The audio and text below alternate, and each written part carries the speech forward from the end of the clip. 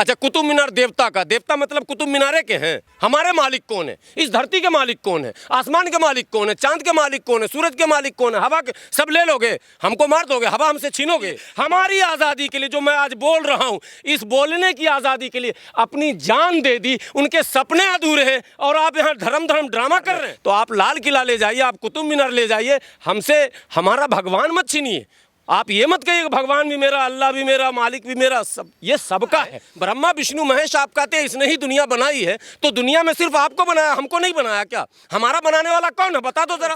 कोई साधु संत आकर बोले कि नहीं हमको अलग भगवान ने बनाया, तुमको अलग बनवाया, मैं मान लूँ। और क्या ऊपर आसमान पे लड़ाई हो रहा क्या अल्लाह भगवान में? कहीं आपने देखा क्या? जिस परिवार ने इस देश में अपना सब कुछ निछावर कर दिया वो लुटेरा हो गया, और जो आया और लूट कर चला गया उसको आप लुटेरा बोलने की हिम्मत नहीं करते हो। और आप कहते हो हम राष्ट्रभक्त हैं। कौन से राष्ट्रभक्त हैं आप साहब? कैसे राष्ट्रभक्त हैं? अंग्रेजों की दलाली आपने की, अंग्रेजों की गुलामी आपने की, अंग्रेजों की मुखबिरी आपने की, और आपने माफ़ी भी मांगी है अंग्रेजों से। हमने माफ़ी नहीं मांगी है। कुतुब मीनार भारत की शान है, ये मुसलमानों की शान नहीं है, भारत की शान है।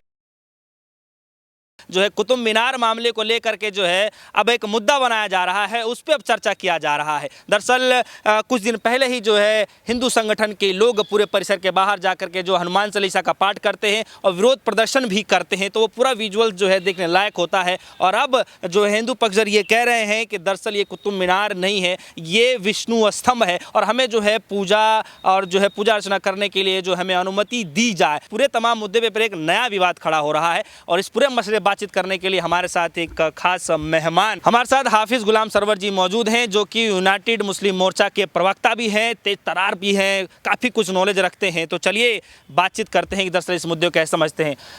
हाफिज गुलाम सरवर जी, सबसे पहले आपका स्वागत है DS4 न्यूज़ में। और सबसे पहले मेरा ये सवाल कि जो है कुतुब मीनार का जो ये पूरा मामला चल रहा है ज्ञानवापी मामले के बाद, हालांकि ज्ञानवापी चल ही रहा है, लेकिन कुतुब मीनार का जो मामला चल रहा है, क्या कुछ समझते हैं इससे? सबसे पहले आपने इसमें एक बात कही थी कि हिंदू पक्ष, तो इसमें थोड़ा सा करेक्शन कीजिए। हिंदू पक्ष, हिंदू संगठन के कुछ लोग, संगठन के मुट्ठी भर लोग हैं, एक दो लोग हैं। भारत का हिंदू इन सब झमेले में नहीं पड़ना चाहता। और कुतुब मीनार का जो मामला है वो हिंदू मुस्लिम का मसला ही नहीं है, वो तो आर्कोलॉजिकल डिपार्टमेंट के अधीन है। वो तो पुरातत्व विभाग उसका संरक्षण करता है, देखरेख करता है, उसका मेंटेनेंस करता है। वो तो आय का स्रोत है, वो तो धरोहर है ना देश का। और सबसे बड़ी बात है कि केवल देश का धरोहर नहीं है, बल्कि देश को उस पर गर्व है, गौरव की चीज़ है। दुनिया के गिने चुने लोगों में उतना माने उस तरह का मीनार दुनिया में कहीं है नहीं, एक अजूबा चीज़ है। और दुनिया के लोग आते हैं वहाँ घूमने, देखने, तो वो केवल कुतुब मीनार नहीं देखते हैं, कुतुब मीनार से हमारे देश की ऊंचाई भी नापते हैं कि देश कितना मतलब बड़ा है और इस देश में क्या क्या चीज़ें। आप देखते होंगे जिस जगह भी आप जाएंगे घूमने, टूरिस्ट जो जाते हैं तो क्या देखने जाते हैं? वहाँ के लोग को देखने नहीं जाते हैं।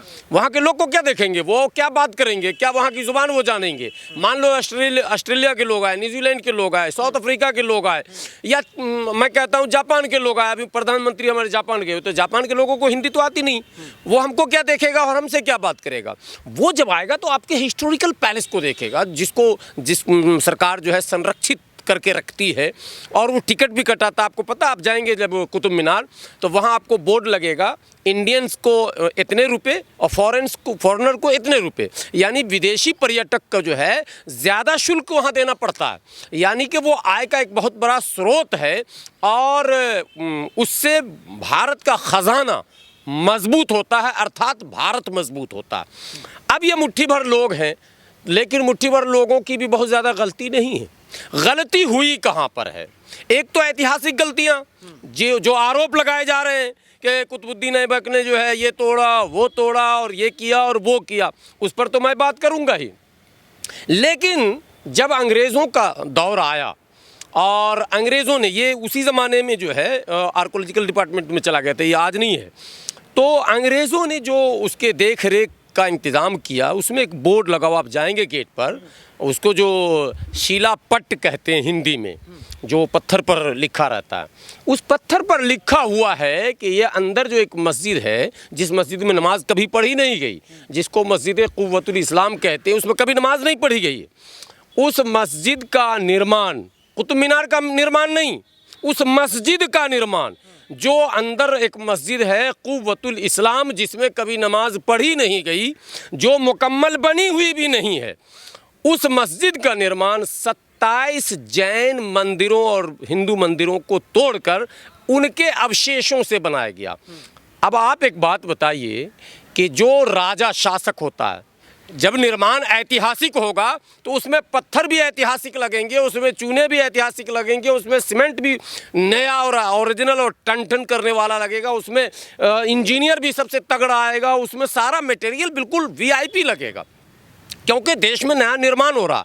एक बात और जान लीजिए, लेकिन वो कौन सा बादशाह था जो 27 देवी देवताओं के मंदिर को तोड़ा और उसी के अवशेष का मतलब उसी के वो मलबे पर मस्जिद का निर्माण कर दिया। एक दूसरी बात कि वो टूटी फूटी खंडित मूर्तियां वहीं छोड़ भी गया। ये तो एक समझ से परे की बात, ये किसी की साजिश है कि वहाँ टूटे फूटे खंडित अवशेष जो है देवी देवताओं के हैं, और हैं, ये मैं कह रहा हूँ कि हैं, लेकिन ये किया किसने? कोई हिंदू तो ये काम कर नहीं सकता, और कोई वो राजा और उसका खानदान ये भी नहीं कर सकता। भाई उसको तो एक ऐतिहासिक चीज़ बनाना था, तो वो ऐतिहासिक चीज़ को इन चीज़ों से मुक्त करेगा ना, विवाद से, कि वो ऐतिहासिक बना कर उसको मलबा बिखेर देगा और मलबे पर घर बना देगा, वो ऐतिहासिक हो जाएगा।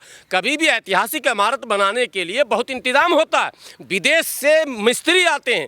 ताजमहल के विषय में भी कहा गया, और क्या कहते, कहा नहीं गया, ऐतिहासिक बात बता रहा हूँ मैं, ताजमहल के विषय में कहा गया कि विदेश से भी मिस्त्री आए थे और पत्थर जो है वो अलग अलग जगहों से मंगाए गए थे। इसी तरह से कुतुब मीनार, लोग कहते हैं कुतुबुद्दीन ऐबक ने बनाया, मैं अब ऐतिहासिक बात बता रहा हूँ, कुतुबुद्दीन ऐबक ने बनाया नहीं। कुतुबुद्दीन ऐबक का सपना था, उसने काम शुरू करवा दिया, काम मुकम्मल नहीं हुआ, वो गुजर गया। उसके बाद शमशुद्दीन अल्तमश आया, उसने भी काम किया, वो भी मुकम्मल नहीं हुआ। ये काम चला 300 साल तक। इस बीच में 5 राजा का नाम आता है, आखिरी में तुगलक तक का उसमें भूमिका आता है। तो इतने लंबे समय में जब किसी का डर नहीं, किसी का भय नहीं, किसी को चिढ़ाना नहीं, कोई हिंदू को क्यों चिढ़ाएगा? इतनी बड़ी आबादी हिंदुओं की थी, ये शासक ज़रूर थे कुतुब ऐबक तुगलक जो भी हैं, लेकिन आबादी तो हिंदुओं की थी। तब भी आबादी मुसलमानों की 4-5% थी, आज भी वही प्रतिशत है, और 2-4 डबल हो गया तो डबल सब लोग हो गए। कहने का मतलब है कि ये बिल्कुल सरासर किया किसने, मैं असल बता रहा हूँ। ये जब अंग्रेज़ों की हुकूमत आई, अंग्रेज़ जब सामान्य तौर पर पूरी तरह से दिल्ली की सल्तनत पर भी काबिज़ हो गया, उसके बाद उसको लगा कि हम यहाँ टिक नहीं पाएंगे। जब यह आभास अंग्रेज़ों को हुआ कि हिंदू और मुसलमान मिलकर हमको भगाना चाहता है, हिंदू और मुसलमान मिलकर हमको भगाना चाहता है, तो अंग्रेज़ों ने कहा कि मैं अगर जाना भी मुझे पड़े तो हिंदू और मुसलमान को तो लड़ा कर ही जाऊंगा। और ये जितनी लड़ाइयाँ आप देख रहे हैं, जितनी मैं अब जितनी कह रहा हूँ, ये अंग्रेज़ी क्या कहते हैं इतिहासकारों ने अपनी किताबों में गलत लिखा भी और गलत दृश्य और मंजर बना दिया वहाँ लेकिन जो उसमें जो है जो कारीगरी की गई है, जैसे जो दीवारों पे जो है हिंदुओं से रिलेटेड जो बहुत सी चीज़ें बनाई गई हैं, उसकी की गई है, कलाकृतियाँ की गई, उसमें पूरे मीनार में कुरान की आयत लिखी हुई है, पूरे मीनार में अरबी और फ़ारसी में कुतबा किए हुए हैं। अब जो कुछ आप नया देख रहे हैं वो सब अंग्रेज़ों के ज़माने में किया गया है।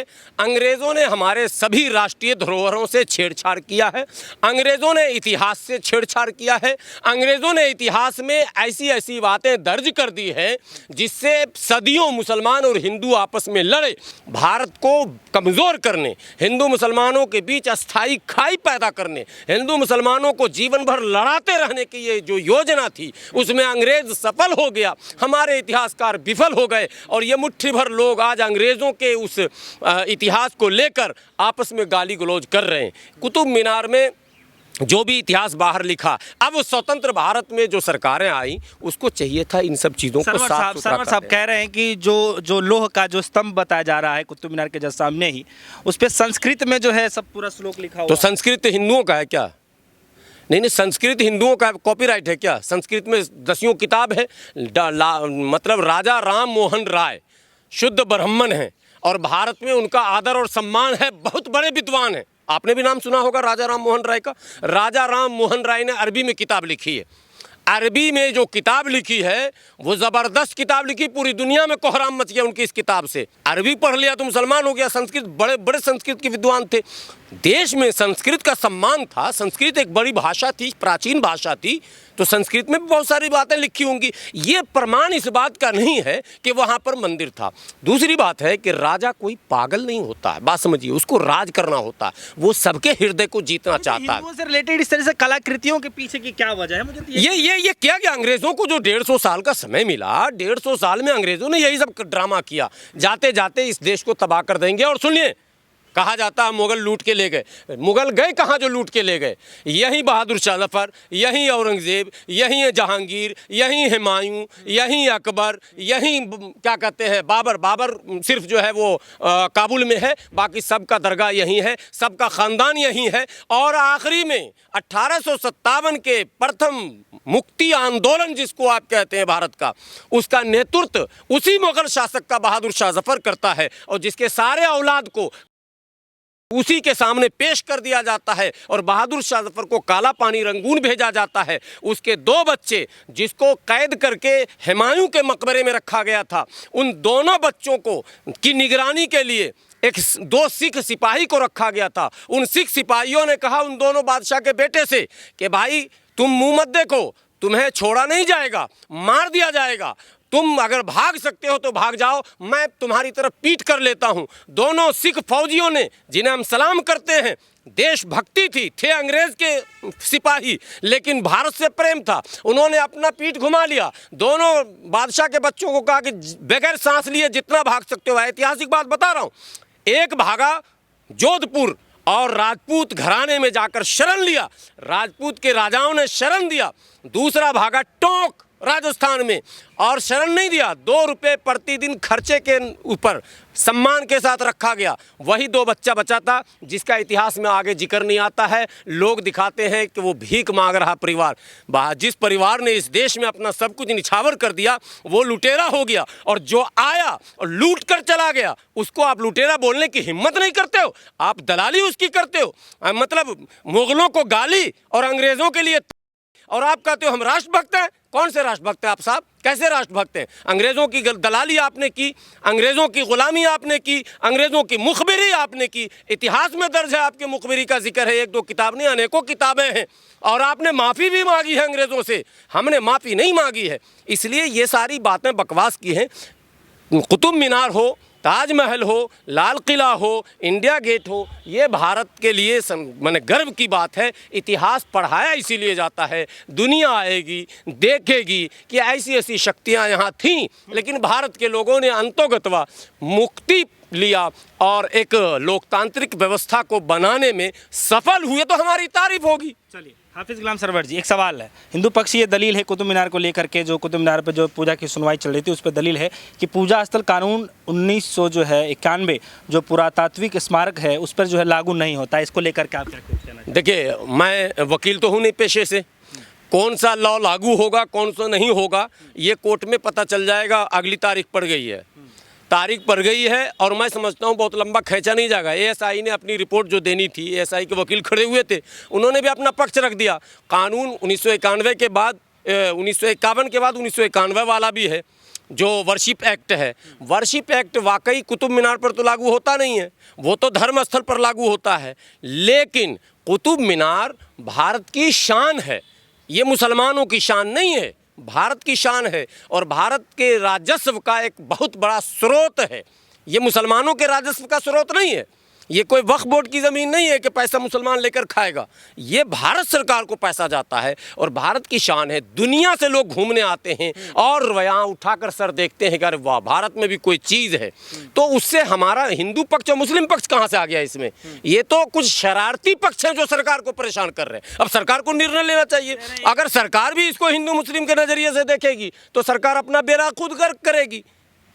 कह रहे हैं अगर एक बार देवता की संपत्ति तो इसका मतलब हर बार देवता की संपत्ति, उसको नहीं तो और ये धरती किसकी है? अच्छा, कुतुब मीनार देवता का, देवता मतलब कुतुब मीनारे के हैं? अरे वो ब्रह्म सृष्टि के रचयिता हैं, हमारे मालिक कौन है? इस धरती के मालिक कौन है? आसमान के मालिक कौन है? चांद के मालिक कौन है? सूरज के मालिक कौन है? हवा के सब ले लोगे, हमको मार दोगे, हवा हमसे छीनोगे, पानी छीनोगे, धरती छीनोगे, आसमान क्या छीनोगे? सूरज की रोशनी छीनोगे, क्या छीनना चाहते हो? अरे साहब, जब भगवान है, सृष्टि का रचेता है, ब्रह्मा विष्णु महेश आप कहते हैं इसने ही दुनिया बनाई है, तो दुनिया में सिर्फ आपको बनाया, हमको नहीं बनाया क्या? हमारा बनाने वाला कौन है? बता दो जरा। अरे भाई, मेरा बनाने वाला कौन है? आप बता दीजिए ना, किसने हमको बनाया? हमको भी तो उसी भगवान ने, उसी मालिक ने, उसी खुदा ने, जिस नाम से उसको पुकार लो है तो वही, कि कोई अलग है क्या? आप अंग्रेजी में बोलो, हिंदी में बोलो, उर्दू में बोलो, अरबी में बोलो, उसकी शक्ति में कोई तब्दीली नहीं आ सकती ना। आपके भाषा में बदलाव आ सकता है, उसकी शक्ति तो वही है, और वो सबके लिए है, किसी एक के लिए नहीं है। कोई कह दे हमारे साधु संत, मैं तो आदर सम्मान से पूछता हूँ आपके चैनल से, कोई साधु संत आकर बोले कि नहीं हमको अलग भगवान ने बनाया, तुमको अलग बनवाया, मैं मान लूँ। और क्या ऊपर आसमान पे लड़ाई हो रहा क्या अल्लाह भगवान में? कहीं आपने देखा है क्या?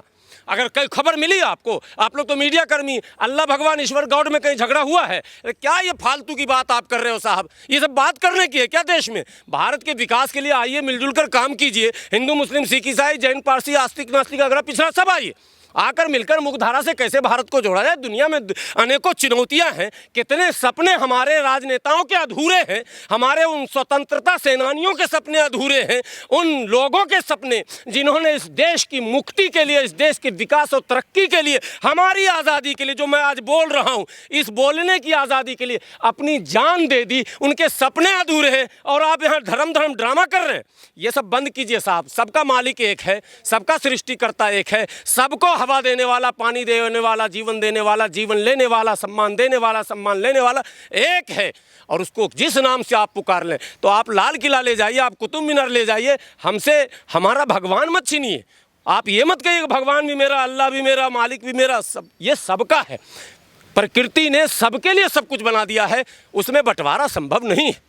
चलिए, बहुत बहुत शुक्रिया। हमारे साथ हाफिज़ गुलाम सरवर जी मौजूद रहे, उनसे हमने खासा बातचीत करी। हालांकि इस बात पे जो है लगातार चर्चा की जा रही है कि जो है ज्ञानवापी मामले के बाद जो है अब एक नया मुद्दा जो है तुल पकड़ता जा रहा है, वो भी कुतुब मीनार को लेकर के। तो कुतुब मीनार को लेकर के जो है एक अगली सुनवाई दे दी गई है, मतलब फैसले के लिए जो तारीख दे दिया गया है, उस पर आने वाले समय में सब कुछ साफ हो जाएगा कि दरअसल होने क्या वाला है। फिलहाल हाफिज़ गुलाम सरवर जी की आपने बातें सुनी, क्या कुछ लगा, क्या कुछ समझ में आया, आप हमारे कमेंट सेक्शन में जा करके हमें जरूर बताएगा। फिलहाल कितना ही जुड़ेगा हमारे साथ। धन्यवाद।